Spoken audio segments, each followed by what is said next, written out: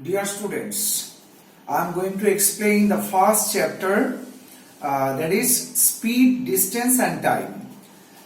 Pre-mid syllabus, already I think you have seen the first chapter. There is speed, distance and time. So I am going to explain what is speed, what is time and what is distance. First, what is speed? The rate at which a body or an object travels to cover a certain distance is called speed of that body. The rate at which a body or an object travels to cover a certain distance is called speed of that body. তো আমরা ধরে নিলাম প্রথমে speed শব্দের অর্থ হচ্ছে গতিবেগ, অর্থাৎ একটা নির্দিষ্ট পয়েন্ট থেকে যদি আমরা আরেকটা নির্দিষ্ট পয়েন্ট পর্যন্ত যাই তাহলে যে গতিবেগে আমরা একটা পয়েন্ট থেকে আরেকটা পয়েন্টে যাচ্ছি তাকে আমরা বলছি স্পিড। ধরে নিলাম তোমাদের স্কুল বাস তোমার বাড়ি থেকে তোমাকে স্কুলে নিয়ে যাচ্ছে, সে একটা স্পিডে তার বাসটাকে চালাচ্ছে। তো এই যে স্পিড, এটা কিন্তু যখন আমরা এক স্থান থেকে আরেক স্থানে যাই বা কোনো ভেহিকেলসে চাপি সেক্ষেত্রে আমরা বুঝে নেওয়ার চেষ্টা করব যে কি গতিবেগে সেটা যাচ্ছে। এটা হলো speed. Time, the duration in hours, minutes or seconds spent to cover a certain distance is called the time. অর্থাৎ কতটা সময় লাগছে। আমি আবার আগের উদাহরণে আসি।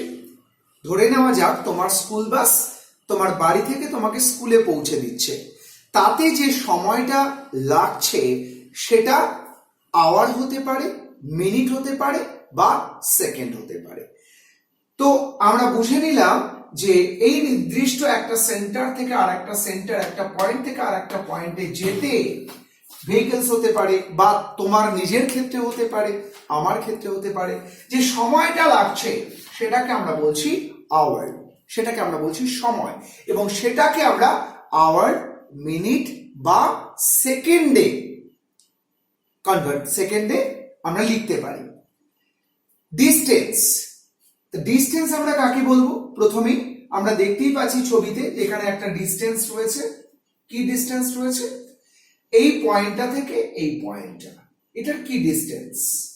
অর্থাৎ আমার পুরনো উদাহরণ নিলে তোমার বাড়ি থেকে, এটা তোমার বাড়ি, সাপোজ এটা তোমার হোম আর এটা তোমার হাউস, এটা তোমার স্কুল। তাহলে এই তোমার বাড়ি থেকে স্কুল তুমি যাচ্ছ,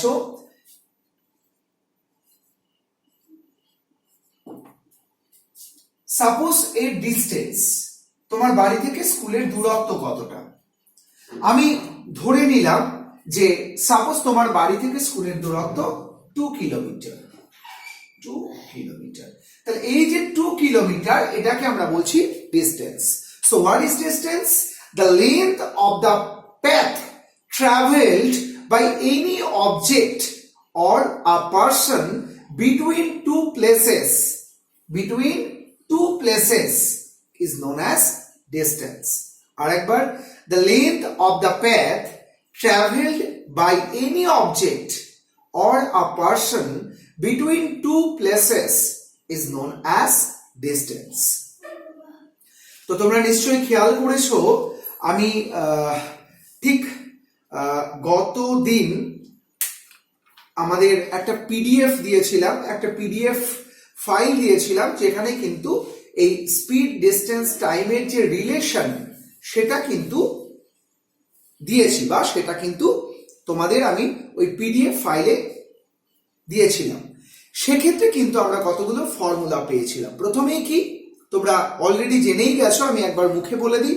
speed is equal to distance by time. তাহলে distance in unit of length আর time in unit of time, অর্থাৎ ডিস্টেন্সের ক্ষেত্রে আমরা কি দেখতে পারি, সেটা কিলোমিটার হতে পারে, মিটার হতে পারে, আর টাইমের ক্ষেত্রে সেটা কি হতে পারে, আওয়ার হতে পারে, মিনিট হতে পারে, সেকেন্ড হতে পারে। So speed is equal to formula distance by time. আমরা কিন্তু সংক্ষেপে ডি বাই টি লিখতে পারি। এবার ডিস্টেন্স ইজ ইকুয়াল টু, তাহলে distance is equal to formula কি, automatically speed into time. Distance is equal to speed into time, আর time is equal to distance by speed. তাহলে এখানে এই যে একটা রিলেশন, এই রিলেশনটা একটু আমি তোমাদের বোঝাই, তাহলে কিন্তু তোমাদের ফর্মুলাগুলো মনে থাকবে। যেমন ধরা যাক আমি লিখলাম প্রথমে speed is equal to distance by time. কি লিখলাম,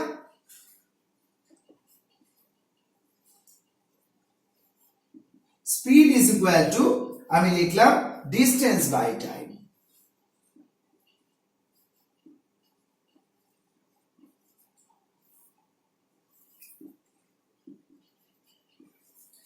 তাহলে বুঝতে পারছো speed is equal to distance by time, এটা একটা ইকুয়েশন, এটা একটা ফর্মুলা। তাহলে speed is equal to distance by time, তাহলে ডিস্টেন্স ইজ ইকুয়াল টু কি হচ্ছে, এটাকে যদি আমি ক্রস মাল্টিপ্লিকেশন করি, ডিস্টেন্স ইনটু 1 মানে কি পড়ে থাকছে আমার, distance. Distance is equal to কি হলো, স্পিড ইনটু টাইম, ক্রস মাল্টিপ্লিকেশনে তাই হয়, স্পিড ইনটু টাইম হলো। আবার দেখো যদি আমরা ধরি speed into time is equal to distance, তাহলে টাইম ইকুয়ালস টু কি, টাইম ইকুয়ালস টু কি হচ্ছে, তাহলে টাইম ইকুয়ালস টু এটা এদিকে আসলে পরে ডিস্টেন্স ওপরে, ডিস্টেন্স বাই স্পিড। কারণ speed into time is equal two যদি ডিস্টেন্স হয়, টাইম ইজ ইকুয়াল টু বুঝতেই পারছি ডিস্টেন্সটা উপরে যাবে, স্পিডটা নিচে চলে আসবে। তাহলে আমরা যে তিনটে ফর্মুলা পেলাম, স্পিড ইজ ইকুয়াল টু প্রথমে ডিস্টেন্স বাই টাইম, পরের formula distance is equal to speed into time, এবং time is equal to distance by speed. Suppose তুমি কোনো ফর্মুলা ভুলে গেছো, কিন্তু এই ইকুয়েশন যদি তোমার মনে থাকে, প্রথমটা speed is equal to distance by time, তাহলে distance is equal to speed into time এবং time is equal to distance by speed, তুমি কিন্তু এখান থেকেই বের করতে পারবে। এবার আরেকটা ফর্মুলা এভারেজ স্পিড। এই এভারেজ স্পিডটা কি, এভারেজ স্পিড আমরা বের করব, কোন ক্ষেত্রে দেখবে কোনো অঙ্কের স্পিডও বের করতে বলেছে, আবার এভারেজ স্পিডও বের করতে বলেছে। তো এভারেজ স্পিডে আমরা লিখব total distance by total time, অর্থাৎ টোটাল আমি কতটা পথ গেছি এবং টোটাল টাইম কতটা সময় লেগেছে, এটা থেকে কিন্তু আমরা এভারেজ স্পিড বের করতে পারবো। আর যদি আমরা সেই পার্টিকুলার ম্যাথসে স্পিড বের করতে বলে একই সঙ্গে, তাহলে টোটাল ডিস্টেন্স কভার, কতটা ডিস্টেন্স গেছে সেটাই কিন্তু আমরা লিখবো উপরে, divided by total time taken minus time of stoppage. এই টাইম অফ স্টপেজটা বুঝতে হবে। সাপোজ একটি বাস, আমি ধরলাম একটা বাস এই পয়েন্ট থেকে এই পয়েন্ট অবধি যাবে, এবং এই পয়েন্ট থেকে এই পয়েন্ট অবধি যেতে বাসটার সময় লাগা উচিত, আমি ধরে নিলাম 30 মিনিটস। 30 মিনিটস বাসটা চলতে শুরু করেছে, এইখানে এসে বাসটার কোনো সমস্যা হয়েছে, বাসটা দাঁড়িয়ে গেছে, এবং সেই বাসটাকে ঠিক করতে 10 মিনিট লেগে গেল, 10 মিনিট লাগলো। তাহলে আমরা বুঝতে পারলাম যে এই জার্নিটায় সময় লাগা উচিত ছিল 30 মিনিট, কিন্তু যদি এখানে এই 10 মিনিট বাসটাকে ঠিক করতে সময় লাগে, তাহলে কি 30 মিনিটে বাসটা পৌঁছবে না। কতটা সময় লাগলো, 40 মিনিটস। কতটা সময় লাগবে, 40 মিনিটস। তাহলে স্টপেজ টাইম আমরা বুঝতে পারলাম যে যদি কোনো ভেহিকলস এর ক্ষেত্রে হতে পারে বা আমাদের ক্ষেত্রেও হতে পারে, আমরা গন্তব্যস্থলে পৌঁছানোর আগে যদি কোনো বিরতি নিই, সেই সময়টা কিন্তু টোটাল যে টাইমটা লাগলো তার থেকে মাইনাস করতে হবে। তাহলে তো আমি বুঝতে পেরেছি যে ধরা যাক আমাকে বললো কোনো একটা ম্যাথসে যে একটি বাস হাওড়া থেকে সেকেন্দ্রাবাদ গেছে, সাপোজ সেটা আমি ধরে নিলাম 5 ঘন্টায়, তার সময় লেগেছে 5 আওয়ার্স, আমি ধরে নিলাম। তা 5 ঘন্টার মধ্যে সেই গাড়িটা কোনো একটা স্টেশনে 20 মিনিট দাঁড়িয়েছিল, 20 মিনিট দাঁড়িয়েছিল, হতেই পারে। তাহলে কিন্তু কতটা সময় লাগলো? 5 আওয়ার্স থেকে 20 মিনিটস লেস হবে। কতটা সময় লাগলো? 4 আওয়ার্স 40 মিনিটস। তাহলে এক্ষেত্রে কিন্তু আমরা যখন স্পিড বের করব তখন টোটাল ডিস্টেন্সটা একই থাকবে, ডিভাইডেড বাই আমরা যেটা লিখব সেটা কিন্তু টোটাল টাইমটা থেকে স্টপেজ টাইমটা মাইনাস করে, তাহলে আমরা সেক্ষেত্রে স্পিড বের করতে বলবো। এই হচ্ছে ফর্মুলা। এবার আমরা অঙ্কে ফিরবো। তোমাদের কিন্তু আমি পিডিএফ ফাইল দিয়েছি অঙ্কের, আর সেখানে তোমাদের প্রথম দিন 4টে এবং পরের দিন মোস্ট প্রবেবলি আরো 8টা ম্যাথস দেওয়া হয়েছে। তোমরা এই ম্যাথস গুলো একবার পরপর আমি সলভ করছি দেখে নাও, এবং পাশাপাশি কিন্তু আমি কিছু ওয়ার্কশিট দেব, সেগুলো নিজেদের বাড়িতে করতে হবে। একবার দেখে নাও আমি যে ম্যাথস গুলো দিয়েছিলাম তার সলিউশন। প্রথম ম্যাথসটা দিয়েছিলাম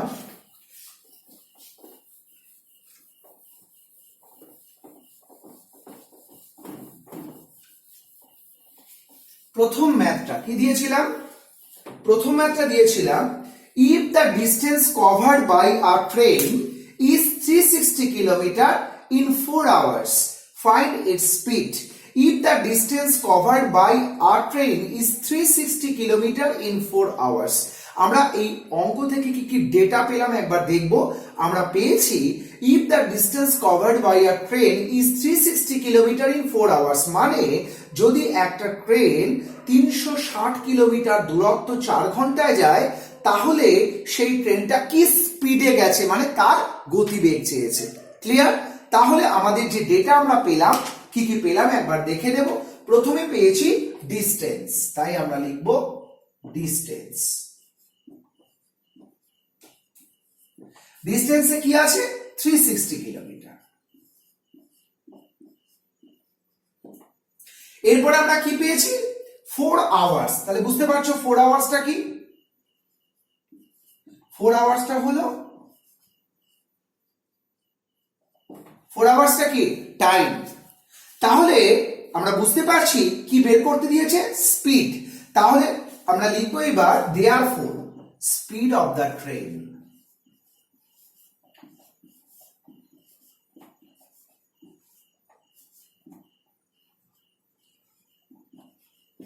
কি formula speed of the train? কি বলেছিলাম? Speed is equal to distance by time. তাহলে আবার ফর্মুলাটা একবার লিখে নিই, ডিস্টেন্স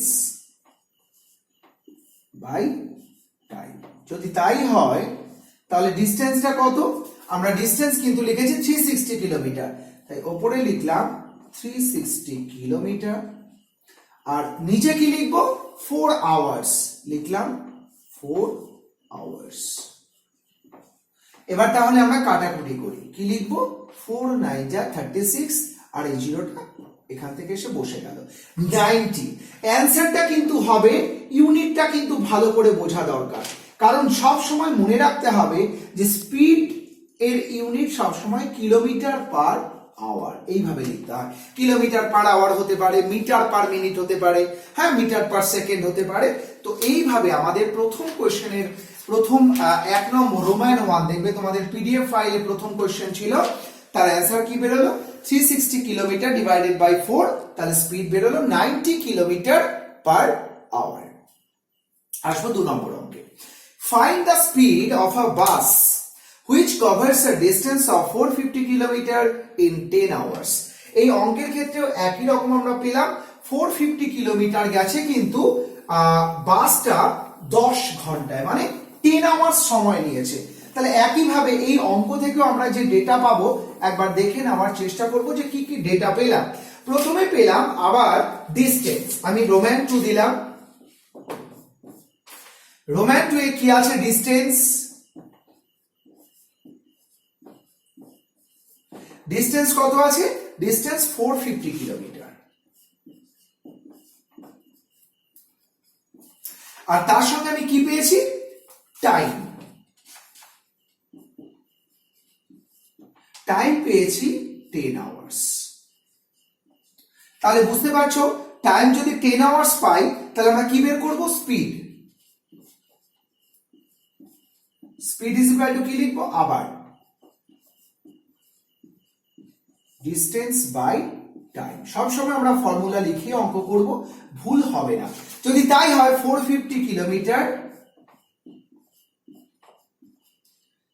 ডিভাইডেড বাই 10 আওয়ার। আমরা যদি কাটাকুটি করি কি দেখতে পাচ্ছি এখানে 450 কিলোমিটার আর 10 আওয়ার, অর্থাৎ একটা জিরোই যদি কেটে দিই ব্যাস আমাদের হয়ে গেল। খুব সহজেই অ্যান্সারটা কিন্তু আগের মতোই, যেহেতু স্পিড চেয়েছে অবশ্যই কিলোমিটার পার আওয়ার লিখতে হবে। 45 কিলোমিটার পার আওয়ার, এটা কি বেরোলো, speed of the bus. Speed of the bus কি পেলাম, 45 কিলোমিটার পার আওয়ার। ক্লিয়ার? আসবো 3 নম্বরে। The speed of a train is 45 kilometre per hour, calculate its speed in metre per second. দারুণ অঙ্ক একটা। দেখো এখানে কিন্তু বলেছে the speed of a train, একটা ট্রেনের গতিবেগ বলে দিয়েছে 45 kilometre per hour. Calculated speed, এই হাওয়ারের স্পিডই বের করতে বলেছে। কি বলেছে, মিটার পার সেকেন্ডে, মানে এটাকে শুধু কনভার্ট করতে হবে।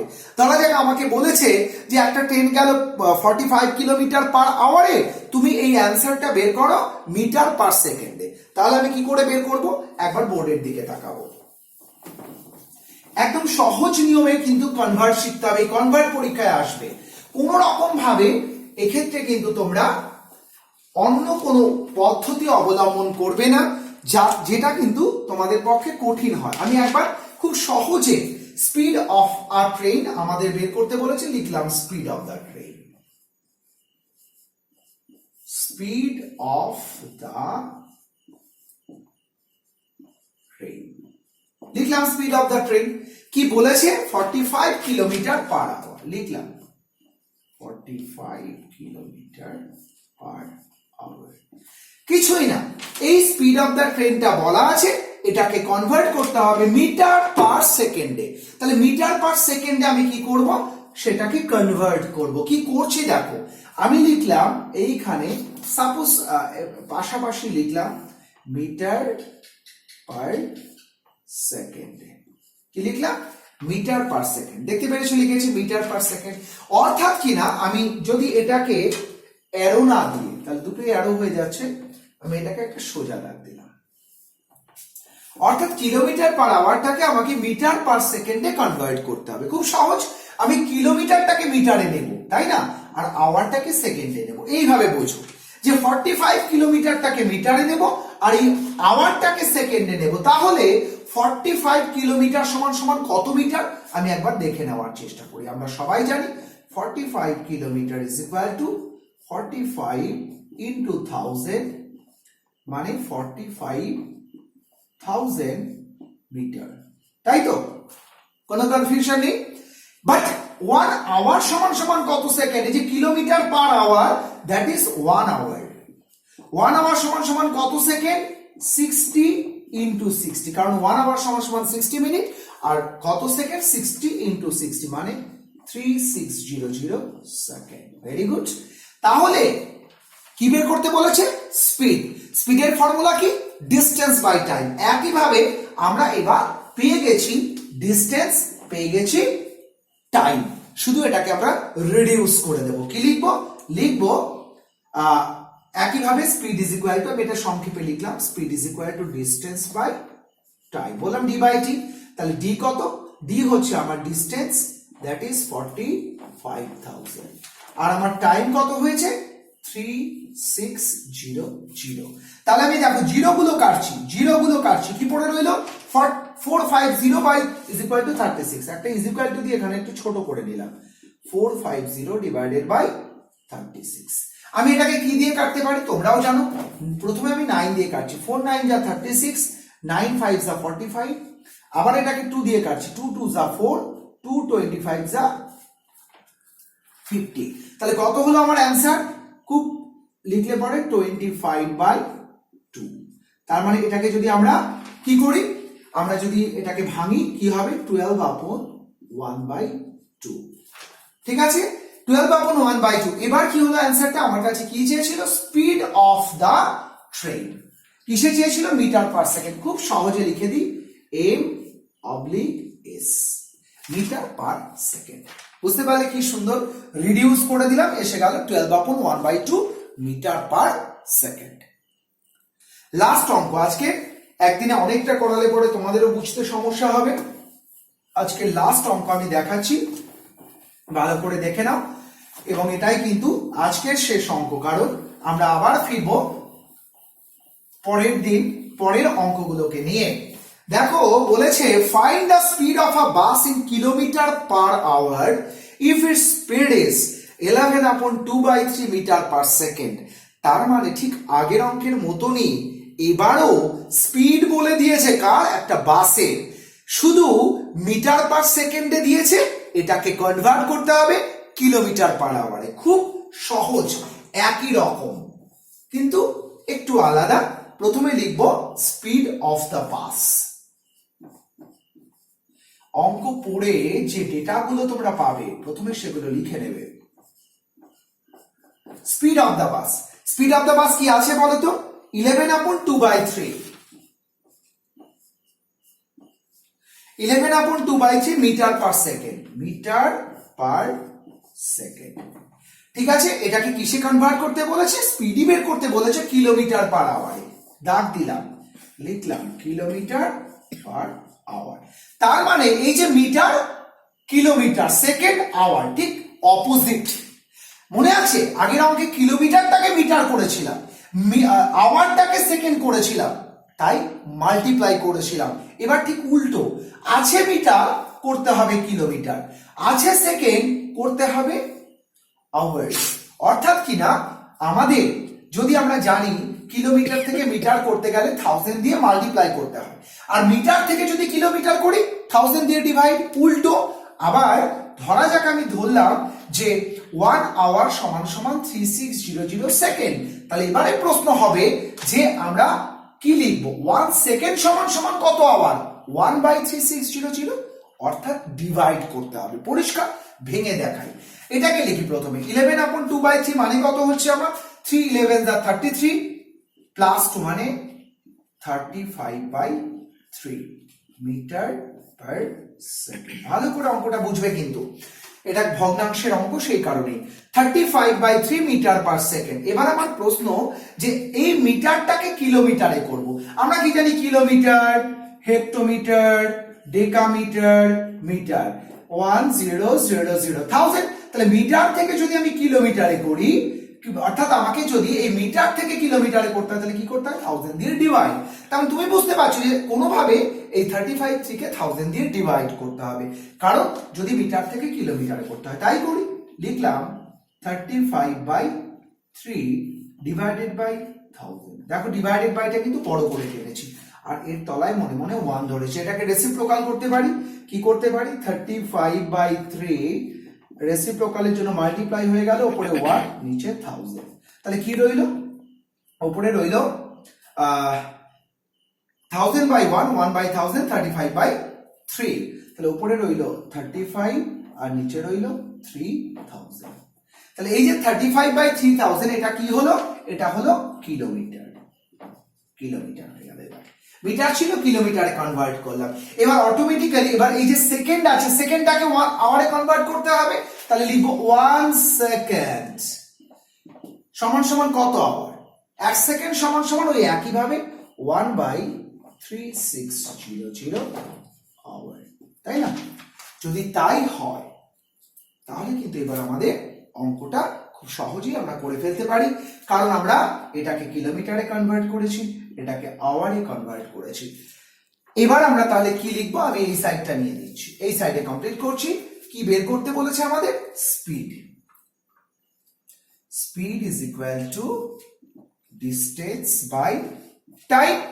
তাহলে আমরা কি পেয়েছি, স্পিড কত পেয়েছি, 35/3000 লিখলাম। লম্বা দাগ 1/1000 3600, এটা কি পেয়েছি? টাইম। এবার সুন্দর করে রেসিপ্রোকাল করছি, 35/3000, এটা উপরে চলে যাবে 3600/1। ঠিক আছে, এটা রেসিপ্রোকাল হয়ে গেল, এটা ভাগ ডিভাইডেড বাইটা মাল্টিপ্লাই হয়ে এটা উল্টে গেল, 0 0 0 0 কেটে দিলাম। আমি কাটবো খুব সন্তর্পণে, 6 5 6 33, 6 6 36, 5 7 35, মানে 5 7 যা 35। প্রথমে আবার দেখো 0 0 0 0 কেটেছি, 6 দিয়ে কেটেছি, 6 5 যা 30, 6 6 যা 36। এবার 5 দিয়ে 35 কেটেছি, 5 7 যা 35, 6 7 যা কত? 42। তাহলে 42 কি হবে? কি চেয়েছিল? Kilometre per hour.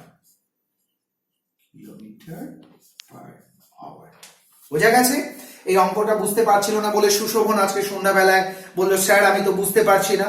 তো সবার জন্যই কিন্তু, সুশোভন, ঐন্দ্রিল যারাই আছে, অঙ্কিতা, প্রত্যেকের জন্যই, প্রত্যেকে কিন্তু এই 4টে অঙ্ক ভালো করে প্র্যাকটিস করবে এবং পরবর্তীতে ভিডিওতে আমি কিন্তু পরের অঙ্কগুলো নিয়ে আসবো। ঠিক আছে, ভালো থাকবে আর প্রত্যেকে কোনো সমস্যা হলে হোয়াটসঅ্যাপে জানাবে।